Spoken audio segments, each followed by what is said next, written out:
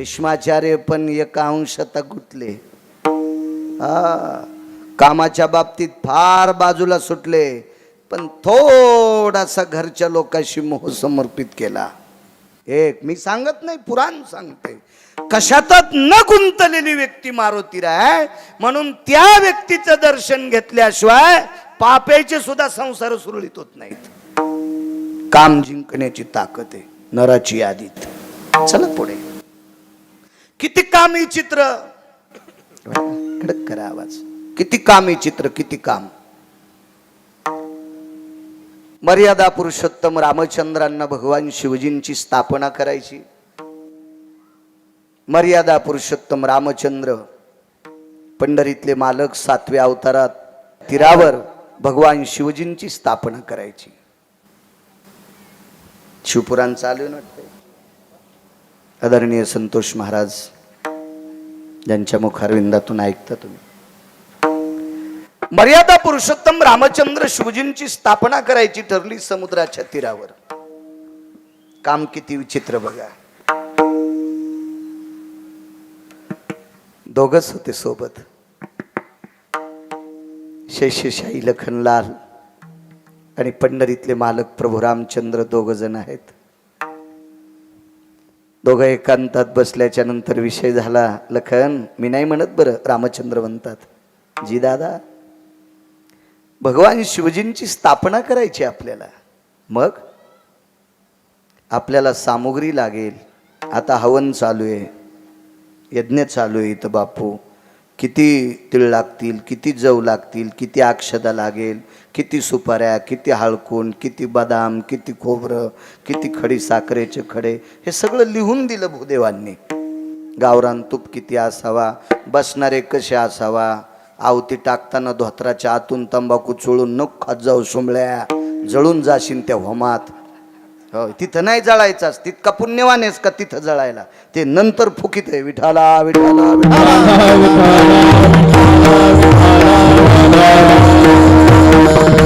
मर्यादा आहेत, पद्धतशीर आहेत, सगळं साहित्य. दोघांनी विचार केला आपल्याला प्रभूची स्थापना करायची, शिवजींची. लखनलालजीनं सांगितलं, प्रभू आपण अष्टमा सिद्धीला सांगितलं तर सगळी सामुग्री तयार होईल. मर्यादा पुरुषोत्तम रामचंद्रांनी सांगितलं आपण वनवासात आहेत आणि वनवासातल्या व्यक्तीनं सिद्धीची मदत घ्यायची नाही. नियम आहे, आपण वनवासात आहेत, नाही घ्यायची मदत. नियम आहेत आपल्याला, आपण त्या चौकटीत आहोत, आपल्याला नाही मदत घेता येणार. ठीक आहे दादा. प्रभू रामचंद्रानं सांगितलं, लखन, सगळ्यात मोठी अडचण आहे आपल्या प्राणप्रतिष्ठेसाठी भूदेव कोणाला बोलवायचंय, ब्राह्मण कोण आणायचं आहे. कोण आहे ब्राह्मण? विद्वान पाहिजे आपल्याला, त्याला ज्ञान असलं पाहिजे कर्मकांडाविषयी, श्रद्धा असली पाहिजे त्याची, असा व्यक्ती आपल्याला पाहिजे. हे सगळ्या चर्चा 10-5 मिनिटं झाल्याच्या नंतर मारुतीराय सुद्धा ऐकत होते. पण मारुतीरायच्या बाजूला सर्वात मोठी एक वयस्कर व्यक्ती बसली होती. त्या व्यक्तीचं नाव होतं जामवंतजी. काम किती बेकार याच्यावर सांगतो हा, किती हरामखोर काम्या. या काम्यानं चांगल्या चांगल्याची घरं फुकली त्या बेट्यानं. लय भडवाय काम्या राजू, यानं चांगल्या चांगल्याची वाट लावली या काम्यानं. आणि मग कोण भूदेव कानायचा आहे? जामवंतजीनं सांगितलं, प्रभू सामुग्रीची काळजी करू नका आणि ब्राह्मणाची चिंता करू नका, दोन्ही गोष्टी मीच आणतो. प्रभू रामचंद्रानं सांगितलं, जामवंतजी, कारण जामवंत, रामायणात जामवंता इतकं वयस्करच कोणी नव्हतं असं मी नाही सांगत, पुराण सांगतंय. माझ्यावर नका विश्वास ठेवू, पाहावे पुराणी विचारून. आणि कधी कधी काय माहितीये का, आम्ही जे बोलतो का हे तुम्ही घरी गेल्यावर तपासलं पाहिजे, तर तुम्ही सुधारतान. आणि तुम्ही सुधारले तर आम्ही नीट कीर्तन करू, नाही तर मग आम्हाला तर मग असंच. तुम्ही सुधारणं गरजेचं आहे, श्रोता सुधारणं गरजेचं आहे, तरी आम्ही नीट रस्त्याने चढू. आणि तुम्ही जर नाही सुधारले मग चाललं आमचं, याचं पाप तुम्हाला पण असतं. मर्यादा पुरुषोत्तम रामचंद्रांनी सांगितलं, जामवंतजी आपण कोण ब्राह्मण आणणार, आमतो तुम्हाला रुचेल पचेल झेपेल आवडेल, हे बाकीच्या गोष्टी जाऊ द्या, आवडेल असा घेऊन येतो. उड्डाण केलं, लंकेत पोचले. राज दरबारात जामवंतांनी प्रवेश केल्याबरोबर 65 खुर्च्या उंच, 65 पायऱ्यापेक्षा उंच असं सुंदरसं सिंहासन होतं सोन्याचं. त्या सिंहासनावरचा राजा कोणालाच खाली आला नव्हता, कोणालाच नाही. तो खाली आलाय एका अस्वलाला बघून. अस्वल म्हणजे जामवंतजी कुळात अस्वलाचे होते, ऋषाच्या कुळात होते, अस्वलाच्या कुळात. 65 पायऱ्या ओलांडून सोन्याचं सिंहासन ओलांडून खाली आले. एक सांगू राजे हो, त्या 65 पायऱ्यापैकी 9 पायऱ्या विशिष्ट होत्या, 9 पायऱ्या विशिष्ट होत्या. त्या 9 पायऱ्यापैकी मंदिरातले मालक सुद्धा एका पायरी खाली होते. माझी लायकी नाही त्यांच्या विरोधात बोलायची, पण रामायण सांगते भगवान शनिदेव सुद्धा एका पायरी खाली होते. काय राजा असेल होते, त्याला ग्रहाची सुद्धा किंमत नव्हती गुरुजी. इतकं वश केलं तर त्या राजाने, इतकं वश केलं तर इतकं वश. तार तार तार तार तार तार खाली आलेला आहे. जीवनात कोणाच्याच पुढं न वाकणारा लंकेचा राजा रावण जामवंतजीच्या पायाला हात लावणार तेवढ्या अवकाशात हात उचलला. राजे काय आमच्यासारख्या पशुचं दर्शन घेता? लंकेश मी पशुए पशुए रीस आहे, मी अस्वल आहे लंकेश. काम किती हरामखोर सांगतोय. मग कामाच्या जरस लांब. काम म्हणजे तुरी कापणं, गहू कापणं, बराची काढणं हे नाही. काम म्हणजे वासना. विठाला विठाला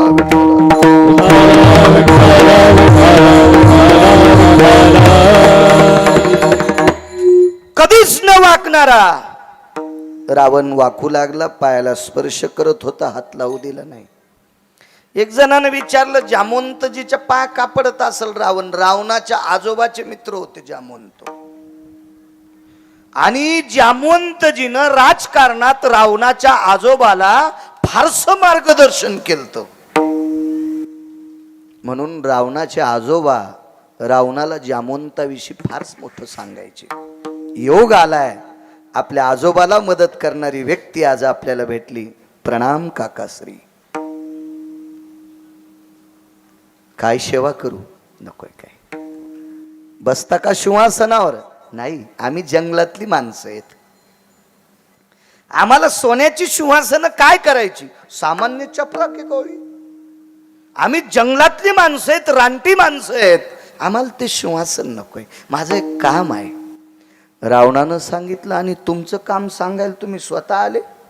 मला चिठ्ठी पाठवायची असती, मी काय काम आहे ते विमानात पाठीला असतं. मोठी माणसं असतात. जामवंतजीनं सांगितलं नाही, काम आहे. काय काम? भगवान शिवजींची स्थापना करायची. रावण 20 डोळ्यानं रडत होता. कारण रावणाचं आराध्य दैवत, गोड सदैवत कोण असेल तो भगवान शिवशंकर होते. रडू लागला रावण. जामवंताने विचारलं लंकेश रडता? रावणानं सांगितलं काका दादा काय पदव्या लावता येतील तितक्या. माझ्या अंतःकरणाच्या मंदिराची स्थापना आहे, माझ्या हृदयाची प्राण प्रतिष्ठा आहे. भगवान शिवजी माझं हृदय हृदय. चला कधी करायची? मुहूर्त काढलाय का? होय. जामवंतानं सांगितलं लंकेश एक बोलू. भगवान शिवजीची प्राण प्रतिष्ठा करण्यासाठी तुम्ही येणार आहात ते मला माहित आहे, पण यजमानाचं नाव ऐकल्यावर येतान का? कोण आहे यजमान? मर्यादा पुरुषोत्तम रामचंद्र यजमान आहेत. 10-5 सेकंदापुरता चुप बसला रावण. अरे अरे, आपला यजमान तर विरोधक आहे. त्याचं ना आपलं तर विस्त वाढवा जात नाही गुरुजी. प्राण प्रतिष्ठा अंतःकरणाची, पण यजमान विरोधक आहे. कसं जायचंय? पण महाराज रावण ज्ञानी होता, ज्ञानी होता रावण. काही ठिकाणी मी चांगलं म्हणत नाही त्याला, ते वारकरी संप्रदायाचा आधार घेऊन. वारकरी संप्रदायाने रावणाला जुमानलं नाही का? बघा, ऐका, एखाद्या कीर्तनात सांगितलं असेल, पण रावण ज्ञानी आहे. रावणानं सांगितलं, माझ्या आजोबाच्या वयाच्या आत तुम्ही, माझ्या आजोबाला मार्गदर्शन करण्याचं फार मोठं योगदान तुमच्या जीवनात आहे आणि त्याच्यातून मी उतराई होऊ शकत नाही, पण तुम्ही माझ्याकडे काम घेऊन आलात. अयोध्येचा राजा राम विरोधक जरी असेल तरी तुमच्यामुळं प्राणप्रतिष्ठेचे मंत्र म्हणणार, पौरोहित्य मी करणार. रावण तयार झाला. ऐका पुढचं. आता किती आनंद वाटावा, पण थोडीशी मनात शंका होती. आणि रावणानं विचारलं, महाराज काय राहिलंय सांगायचं? काही नाही, माझ्या रामचंद्राला भगवान शिवजीची स्थापना करायची, पण पूजेचं साहित्य काय काय लागेल?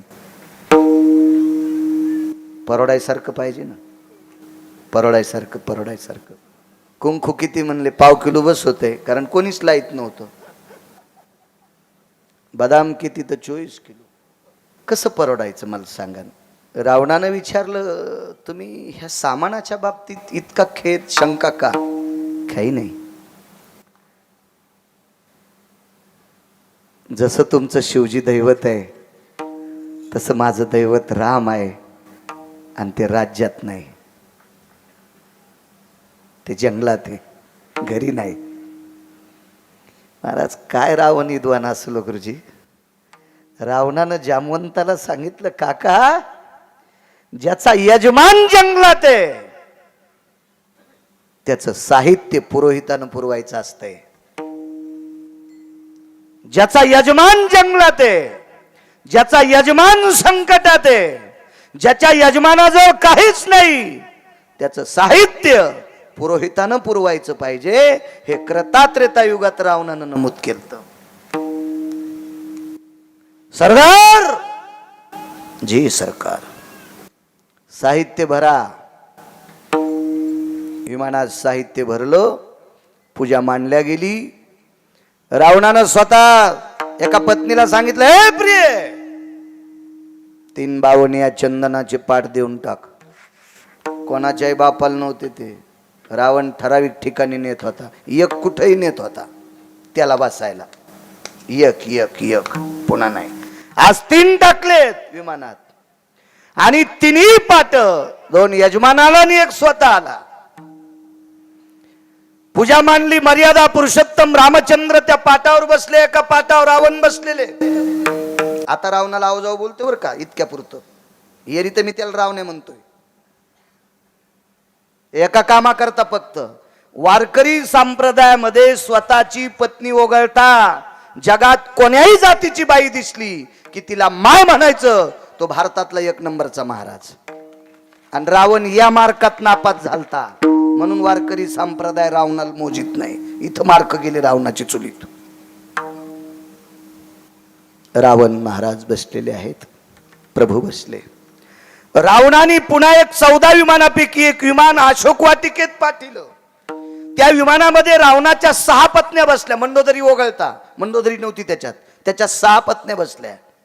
आणि रावणानं काय काय शिकवलं असेल त्यांना, जाऊन सांगितलं, सीतेला या विमानात आणा. त्या विमानात सीता आईसाहेब बसल्या. विमान पुन्हा समुद्राच्या तीरावर पूजास्थळी आलं. त्या विमानातनं खाली उतरल्या. मर्यादा पुरुषोत्तम रामचंद्राला शंका होती, मला यजमानाच्या पाठावर बसिलं आणि यजमानाचं लग्न झालेले, आता ह्या पाठावर कोणाला बसितेत? ह्या पाठावर कोणाला बसितेत? तर मर्यादा पुरुषोत्तम रामचंद्रांनी रावणाला एकच प्रश्न केलता, भूदेव, नाव नाही घेतलं, ते बी लय बहादर हो. यजमानस्तस्तानवतशः, मला स्थानवत केले, सभार्या सस्थितायाम, पण या यजमानाला बायको आहे. हे आसन कोणासाठी? रावणानं सांगितलं, कळेल यजमान. ते पण लय रगील, राम म्हणलंच नाही. ते का साधं होतं का? ते बी लयच रगील, तेही राम म्हणलंच नाही. यजमान कळेल. तितक्यात विमान येऊन आदळलं आणि रावणाची 6 पत्न्यापैकी 2 पत्न्या खाली उतरल्या आणि सीताई साहेबाच्या दंडाला धरून त्या आसनावर बसविलं. त्यावेळेला मर्यादा पुरुषोत्तम रामचंद्राचे डोळे रडत नव्हते. रावणाच्या विद्वत्तेची कदर करून प्रभू रामचंद्राचं हृदय रडत होतं. हृदय काय विधवा आणि रावण, काय पुरुषार्थ हे रावण, काय धर्मनिरपेक्ष हे रावण, काय कर्मकांडातला अस्खलित विधवा आणि रावण. हृदय रडत होतं. हृदय हृदय बऱ्यापैकी प्रकारे. नंतर आता दक्षिणा काय द्यावी जंगलात आहे. संकल्प सोडायचा, काय दक्षिणा द्यावी. रावणानं सांगितलं यजमान, ज्याचा यजमान जंगलात आहे त्याची दक्षिणा बी पुरोहितानच द्यायची, त्यानंच घ्यायची. काय दुःख असलो. मर्यादा पुरुषोत्तम रामचंद्राला वाटलं युद्ध न करता सीता भेटलीच, काम जमलं नाही. दोघांची गाठ सोडल्याबरोबर पुन्हा सीता विमानात आणि अशोक वाटिकेत नेऊन. बापू प्रभू रामचंद्रानं विचारलं, भूदेव माझी पत्नी मला प्राप्त झाली नव्हती, मी पूजे करता आणली होती. ज्याची बायको जिवंत आहे त्याला बिना एकट्याला बसताच येत नाही. माझ्या शिवजीनं मला मान्य केलं नसतं म्हणून मी पूजेपुरती आणली, आता नाही.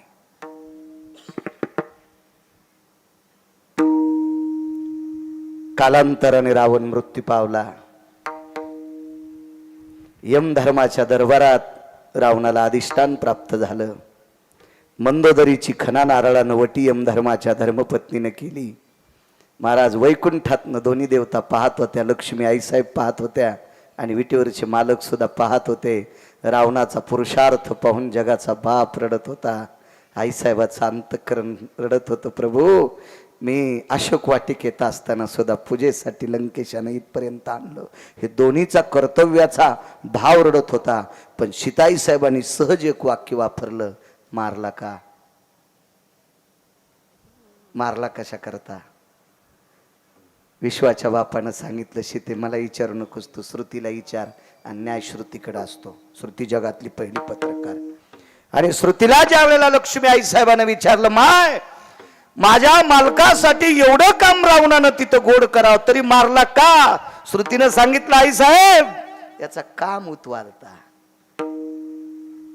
पहा त्या रावणा काय झाले.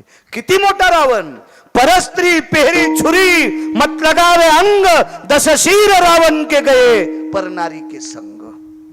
इतका काम आहे चित्र, इतका काम आहे हरामखोर, ज्याच्यासाठी देवाचं अंतःकरण रडावा. पण त्याच देवानं कामाचा गुरुळा घेतलेल्या रावणाला 2:18 आपटू आणलं. इतका कामी चित्र. विठ्ठल विठ्ठल